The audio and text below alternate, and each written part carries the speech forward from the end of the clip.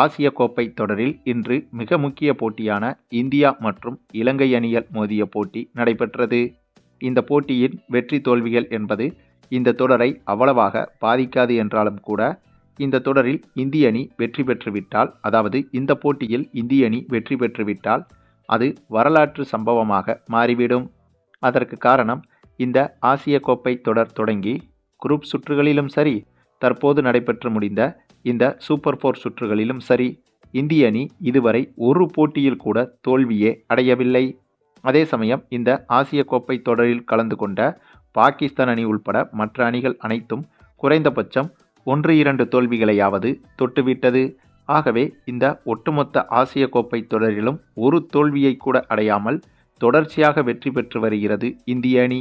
இதனால் இன்று நடைபெற்ற இந்த இலங்கை அணிக்கு எதிரான போட்டியில் தோல்வியடையாமல் வெற்றி பெற்று, அதே சமயம் அடுத்து இறுதிப் போட்டியிலும் இந்திய அணி வெற்றி பெற்றுவிட்டால் ஆசிய கோப்பை வரலாற்றில் ஒரு போட்டியில் கூட தோல்வியடையாமல் ஆசிய கோப்பையை கைப்பற்றிய இந்திய அணி என்ற வரலாற்று சாதனையை படைத்துவிடும் இந்திய அணி.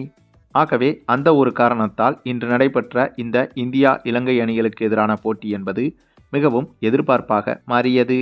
அத்தகைய எதிர்பார்ப்புகளுக்கு மத்தியில் இன்று தொடங்கிய இந்த போட்டியில் டாஸை வென்று முதலில் பந்து வீச்சை தேர்வு செய்திருந்தது இலங்கை அணி. அதனைத் தொடர்ந்து பேட்டிங் செய்ய களமிறங்கிய இந்திய அணியில் வழக்கம் போல இந்த முறையும் ஓப்பனிங் இறங்கிய அபிஷேக் சர்மா அதிரடியில் மிரட்டியிருந்தார். அதுவும் அபிஷேக் சர்மாவை பொறுத்தவரையில் இந்திய அணிக்கு கிடைத்த ஒரு கொடூரமான அதிரடி பேட்ஸ்மேன் என்றே சொல்லலாங்க. இந்திய அணிக்கு கிடைத்த இன்னொரு சேவாக் என்று கூட சொல்லலாம். அந்தளவுக்கு எந்த ஒரு பயமும் இன்றி அதிரடியாக விளையாடி வருகிறார் அபிஷேக் சர்மா. அதுவும் போட்டியின் முதல் பந்தையே சிக்ஸருக்கு பறக்க விடுவதில் இவருக்கு நிகர் இவர் மட்டும்தாங்க. அந்தளவுக்கு அதிரடி மன்னன் வீரேந்தர் சேவாக்கையே தாண்டி விஸ்வரூபம் காட்டி வருகிறார் அபிஷேக் சர்மா. ஆக இந்த இலங்கை அணிக்கு எதிரான போட்டியிலும் அதே அதிரடியை வெளிப்படுத்தி வெறும் 31 பந்துகளில் 2 சிக்ஸர் மற்றும் 8 பவுண்டரிகளுடன் 61 ரன்களை குவித்து விட்டார் அபிஷேக் சர்மா.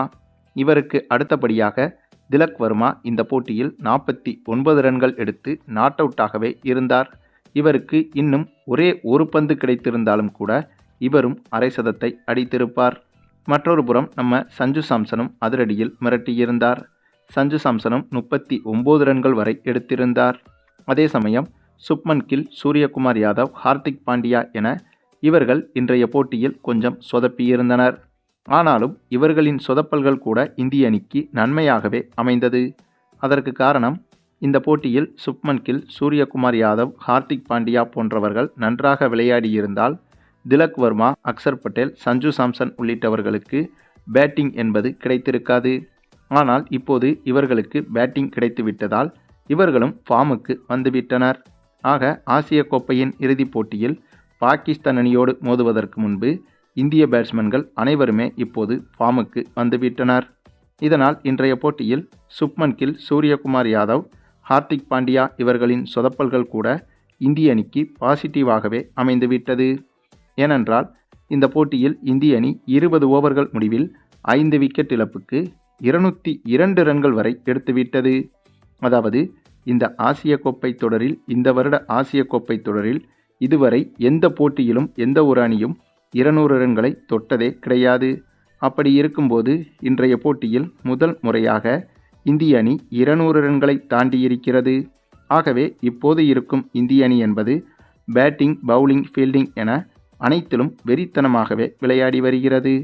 பின்னர் இந்த 202 ரன்களை சேசிங் செய்ய களமிறங்கிய இலங்கை அணியை பொறுத்தவரையிலும் இலங்கை அணியும் ஆரம்பம் முதலே அதிரடி காட்டி மிரட்ட இது இந்திய அணி வீரர்களுக்கும் இந்திய ரசிகர்களுக்கும் பேரதிர்ச்சியாகவே இருந்தது.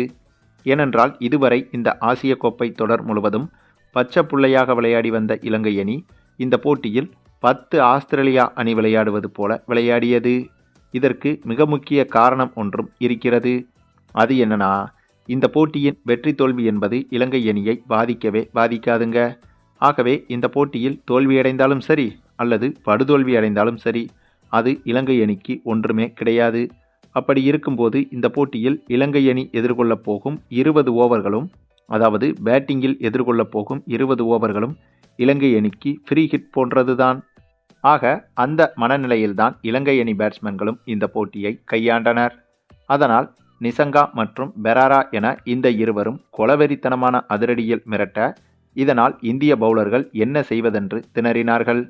இப்படியாக அதிரடியாக விளையாடிய இலங்கை அணி ஒரு கட்டத்தில் வெற்றியே பெற்றுவிட்டனர். ஆமங்க, வெற்றியே பெற்றுவிட்டனர் என்றுதான் சொல்ல வேண்டும்.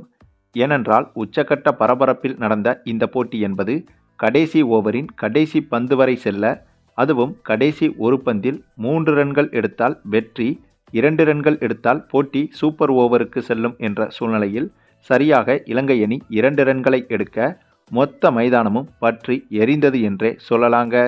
அதற்கு காரணம் இந்த ஆசிய கோப்பை தொடரின் ஜாம்பவான் அணியான இந்திய அணியவே கண்ணில் விரலை விட்டு ஆட்டிவிட்டது இலங்கை அணி. ஆக இலங்கை அணியை பொறுத்தவரையில் இதுவே மிகப்பெரிய வெற்றி என்றுதான் சொல்ல வேண்டும். அதுவும் இந்த போட்டியில் பரபரப்பு என்பதை வார்த்தைகளால் விவரிக்க முடியாது. அந்தளவுக்கு உச்சக்கட்ட பரபரப்பில் நடந்த இந்த போட்டி சூப்பர் ஓவருக்கும் சென்றது. மேலும் இந்த சூப்பர் ஓவரை பற்றி விவரிப்பதற்கு முன்பு இந்த போட்டியில் இலங்கை அணியின் பேட்டிங்கை கண்டிப்பாக பாராட்டியே ஆக வேண்டும். கத்துக்குட்டி அணியான இலங்கை அணி ஜாம்பவான் அணியான இந்திய அணியை இந்த அளவுக்கு பயம் காட்ட முடியுமோ அந்தளவுக்கு பயத்தை காட்டிவிட்டது இந்த போட்டியில். ஆனால் இதுவும் இந்திய அணிக்கு ஒரு விதத்தில் நல்லதுதான். ஏனென்றால் இந்த போட்டியில் இலங்கை அணி இந்தளவுக்கு பயத்தை காட்டிவிட்டதால் நல்ல வேளையாக துண்டு ஒரு முறை தவறிவிட்டது என்பதைப் போல எடுத்துக்கொள்ளலாம். அதற்கு காரணம், இதற்கடுத்து இறுதிப் போட்டியில் பாகிஸ்தான் அணியோடு தான் இந்திய அணி மோதப்போகிறது. ஆகவே இந்த போட்டியில் இந்திய அணி எளிதாக வெற்றி பெற்றிருந்தால் கண்டிப்பாக இறுதிப் போட்டியில் பாகிஸ்தான் அணியோடு அசால்ட்டாக விளையாடியிருக்கலாம். அப்படி விளையாட இந்திய அணி தோல்வியை கூட தழுவியிருக்கலாம். ஆனால் இப்போது இலங்கை அணி இந்தளவுக்கு பயத்தை காட்டிவிட்டதால் இந்திய அணியை பொறுத்தவரையில் இறுதிப் போட்டியில் பாகிஸ்தான் அணியோடு மோதும்போது மிகவும் உஷாராக இருக்கும். தொடர்ந்து இந்த ஆசிய கோப்பை தொடரில் ஒரு தோல்வியை கூட சந்திக்காமல், ஒரு சரிவை கூட சந்திக்காமல் அசால்ட்டாக ஆடி வந்த இந்திய அணிக்கு இந்த ஒரு வேகத்தடை என்பது பாகிஸ்தானுக்குத்தான் எச்சரிக்கையாக மாறியிருக்கும். அதற்கு காரணம், இறுதிப் போட்டியில் இந்திய அணி மிக மிக கவனமாக கையாளும். எடுத்தோம் கவுத்தோம் என்று எந்த அவசரமும் படாது. ஆக அப்படி இருக்கும்போது இறுதிப் போட்டியில் இந்திய அணி பாகிஸ்தான் அணியை வீழ்த்தி ஆசிய கோப்பையை கைப்பற்றினால் அதற்கு இலங்கை அணிக்குத்தான் இந்திய ரசிகர்கள் நன்றி சொல்ல வேண்டும். ஏனென்றால் இலங்கை அணிதான் இந்த போட்டியில் இந்திய அணிக்கு மரண பயத்தை காட்டி சுதாரிக்க வைத்தது. மேலும் இந்த போட்டியில் சூப்பர் ஓவர் தொடங்கி முதலில் பேட்டிங் செய்த இலங்கை அணியில் சூப்பர் ஓவரின் முதல் பந்திலேயே முதல் விக்கெட்டை இழந்து, 5வது பந்தில் 2வது விக்கெட்டை இழந்து வெறும் 2 ரன்கள் மட்டுமே எடுத்திருந்தது இலங்கை அணி. ஆமாங்க, இந்தளவுக்கு 20 ஓவர் முழுக்க சூப்பராக விளையாடிய இலங்கை அணி இந்த சூப்பர் ஓவரில் வெறும் 2 ரன்கள் எடுத்து ஆல் அவுட் ஆனது. அதற்கு பிறகு இதனை சேசிங் செய்ய களமிறங்கிய இந்திய அணி முதல் பந்திலேயே 3 ரன்கள் எடுத்து இந்த போட்டியில் திரளான வெற்றி பெற்றது. அதாவது இந்த போட்டியில் இலங்கை அணியின் நிலைமையை நினைத்தால் உச்சக்கட்ட பரிதாபம் என்றுதான் சொல்ல வேண்டும். 20 ஓவர்கள் முழுக்க பேய்த்தனமாக வெறித்தனமாக விளையாடி கடைசி ஓவரில் 4 பந்துகளில் கூட தாக்கு பிடிக்க முடியாமல் அவுட் ஆகி பரிதாபமாக தோல்வியடைந்தது இலங்கை அணி.